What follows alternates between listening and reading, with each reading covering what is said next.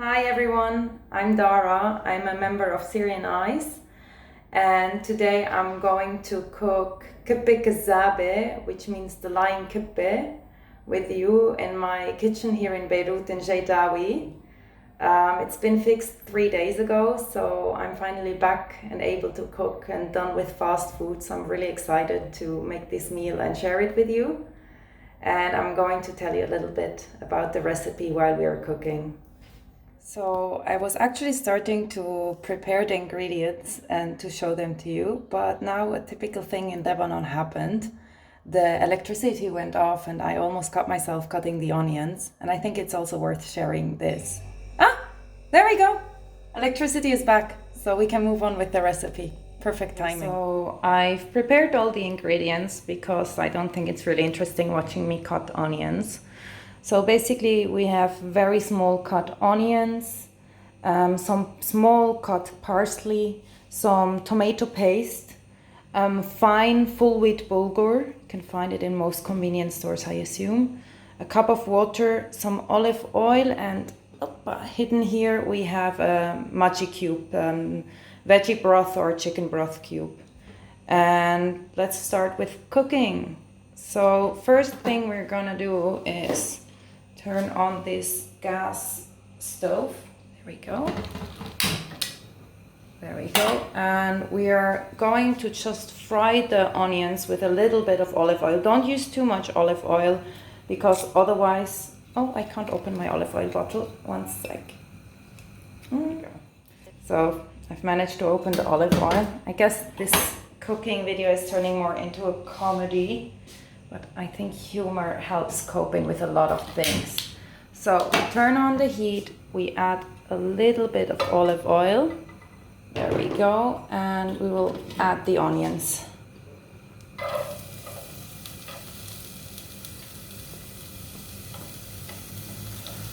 And basically we just wanna fry them or like cook them a little bit because to soften them up. But they don't have to turn brown. It's not necessary for them to turn brown.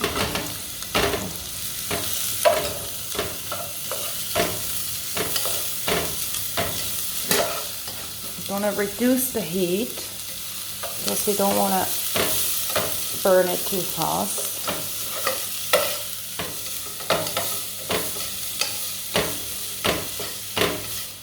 So next we're basically throwing in everything at once, which is why I really love this recipe. It's very simple, it's very fast, it's very cheap, and it is something that I remember my grandmother used to make for Som, for the Lent, but I started to eat it a lot as a student when I was broke from partying and not knowing how to handle my finances. So I really just have funny and cute memories of it. When I felt fancy, I used to fry an egg and add it on top, or obviously it's really, really delicious with a salad on the side. So once we added the onions to once we added the water to the cooked onions, we basically throw in the maji cube and the tomato paste. There we go. And we wait for all of this to boil up. Anna, I love tomato paste. I'm going actually to throw the entire little can. It's like a tiny one. So I guess it will be like 2 soup spoons, 2 big spoons. There we go. And let's stir it. And wait for it to heat up a little bit. The name Kibbeh Kezzabe, basically it's also called each in Turkey and in Armenia. Kibbeh Kezzabe means the lion kibbeh because it doesn't actually have meat in it. Because in Turkey it is also called içli köfte, and also in Armenia they add it with raw meat. I am not a big fan of raw meat, so I actually prefer this vegan option. So locally it's called the lion kibbeh because it's pretending. I think it's misunderstood and underappreciated, but I think that's a debate that follows a lot of political discussions in the Middle East.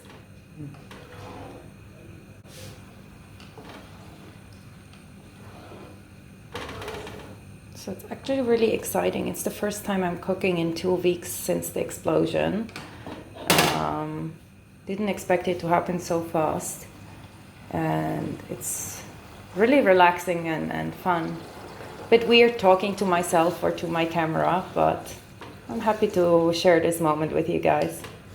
There we go. So once the water starts to boil, we are going to add the parsley, which is also finely chopped. You can see, like, it depends on patience how finely you chop it. I'm not a very patient person, and I don't mind big pieces.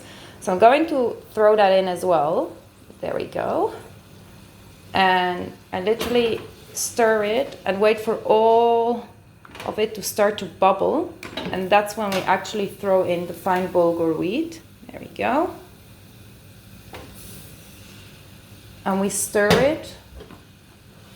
And we just literally leave it a couple of seconds, or like half a minute, not even, to boil. And then we turn it off, because we don't actually want to cook it. We just want it to soak up all the hot water, because otherwise it gets too mushy for us to need afterwards. So that's it. Now we let it soak all in. I think it takes about 10 to 15 minutes, and then we are back for when it's cooled down and when we start to form it to the traditional shape. So we're back to it, and it's like still warm, but it doesn't burn our hands. Some people like to use gloves. I think it's okay to use my hands. I have short nails, so nothing gets stuck underneath. And basically what we do now is just play with it. It's like Play-Doh. We take a handful and we squeeze it, and basically that's it. It's ridiculously easy, but this is how it's supposed to look like. It's like this cute shape where you can see like your finger imprints, and then we put it in a Tupperware, or in your case, a plate. And I made 2 Tupperwares, one for my neighbors and one for me. But obviously before you put it in the fridge, it needs to be completely cooled down. So now it's still warm, but it's okay, like, to touch. And as said, like, a good thing eating with it would be a very simple tomato, cucumber, onion salad with some olive oil and a bit of lemon juice, salt and pepper. Very simple, very flavorful, very delicious.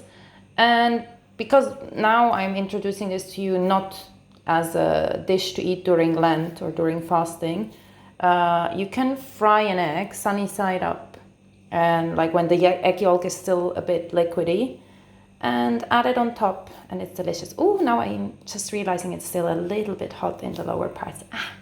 But that's it. They're like nice bites, 2 bites with this, and basically that's already the video. I hope it was fun to watch and interesting recipe. It's not very challenging, but it's comfort food, most definitely.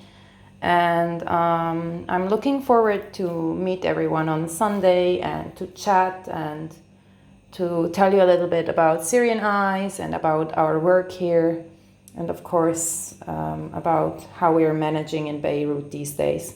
So it was lovely to show you this video, and see you soon. Bye. Hello, I'm back. I forgot 2 things I wanted to tell you. Number 1 is I forgot to mention to add some salt to the boiling water at the very beginning of the video. That was a rookie mistake, so I would definitely recommend you to do that, because otherwise it turns out a bit bland.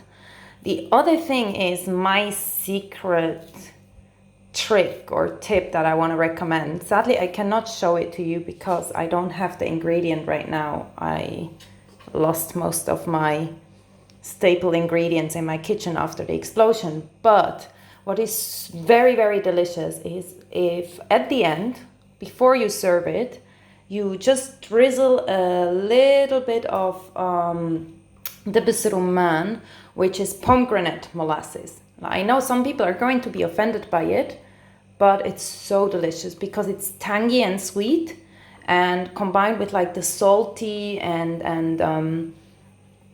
oniony taste combined. It's really good, but not too much, like literally just a tiny drizzle on each piece of the kibbeh. You can add a drizzle of the pomegranate molasses to have my personal addition to this recipe. There we go. Now I'm leaving again. Bye bye.